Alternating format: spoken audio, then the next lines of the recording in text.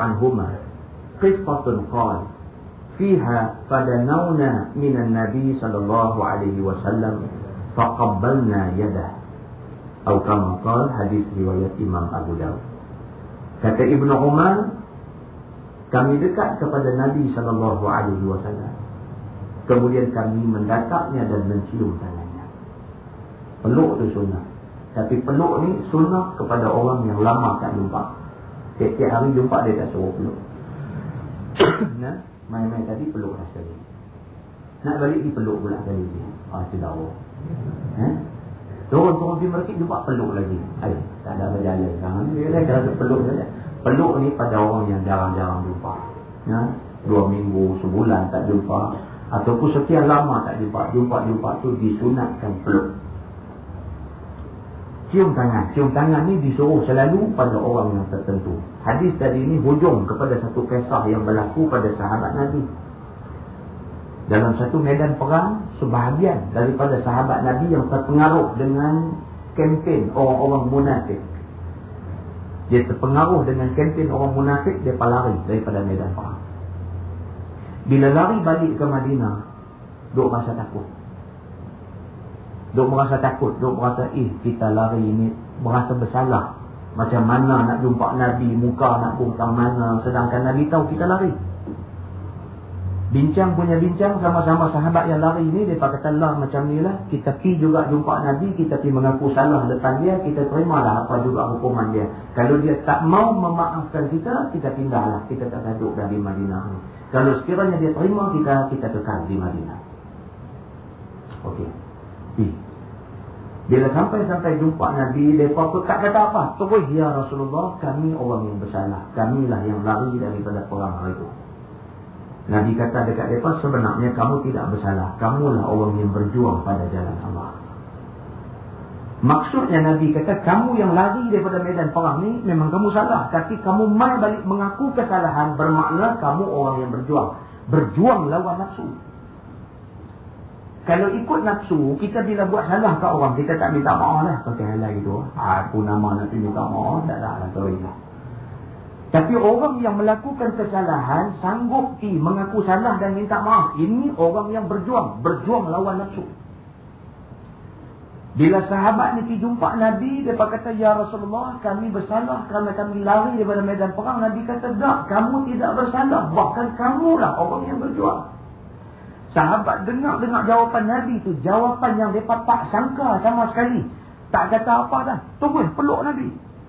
Peluk Nabi, cium tangan Nabi. Kerana seronoknya mereka, kerana mereka duk sangka Nabi nak hukum mereka, tiba-tiba Nabi kata mereka tak salah. Sama kesnya apabila Nabi hijrah daripada Mekah ke Madinah, daripada Madinah masuk balik Mekah dengan kekuatan tentera. Walaupun tidak berlaku tumpah darah, tapi Nabi masuk pula tu, masuk dengan hebat. Kafir Quraisy tunduk pada kehebatan Nabi.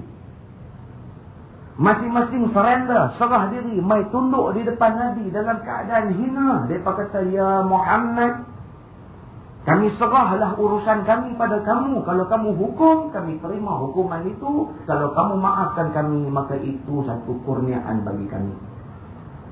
Mereka duduk nampak kata Nabi kata pancung. Tiba-tiba Nabi tidak pancung mereka, bahkan Nabi lepas mereka.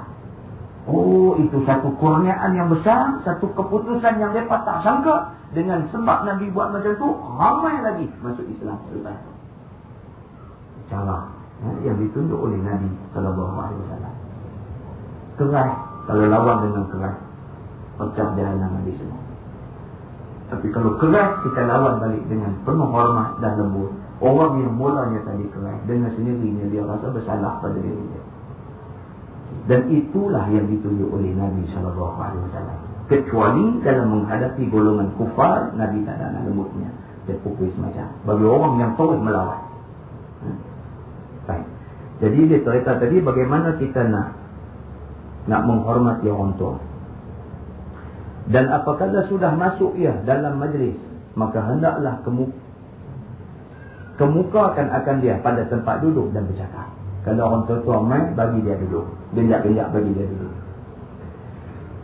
Janganlah yang muda-muda itu bercakap dan membuka mulut pada satu perkara melainkan dengan minta izin lebih dahulu. Ni orang tua kita kata, budak ni duk menyampuk pula. Yang tu hormat orang tua. Orang tua cakap, kita duduk senang sudah. Dia tanya kita cakap. Tidak kita duk pulun sampai depan penyangga. Tak boleh. Jangan dibuat apabila orang tua-tua bercakap sama-sama dengan orang tua dan datang kamu dan memotong di tengah cakapnya. Kita main-main terus pintai masuk. Dia paduk sembang elok-elok, kita pintai main tu boleh tak kita? Jangan. Maka itu satu perkara yang jahat ada. Dan jangan engkau keraskan suara dan berbangkang dengan dia. Hidup keling orang tua tak ada guna. Hidup keling dengan dia tak ada satu faedah. Patut engkau terima cakapnya, maka terimalah dengan manisnya. Dan jika tak patut dan tidak menerima pada akal, jika tidak kamu berupaya menerangkan salahnya dengan secukupnya, baiklah engkau diam, dan jika berkuasa kamu menerangkan, maka pinta berkata-kata dengan izinnya. Bercakap dengan orang tua. Kita tak setuju untuk hak dia duk kata tu. Tua tak duk bangkang kata-kata. Kalau kita kata tak, ni tadi saya masa duk mengaji dulu. Hang mengaji apa? Hang mengaji apa hari? Duduk dia sudah. Berarti dia nak menang habis. Macam tu sudah. Hang mengaji apa hari? Aku makan garam dulu pada hang. Oh, kita pula dah dicapang telinga. Awak garam dulu masih pada garam larang. Tak lagi. Sebagai habis semua lah.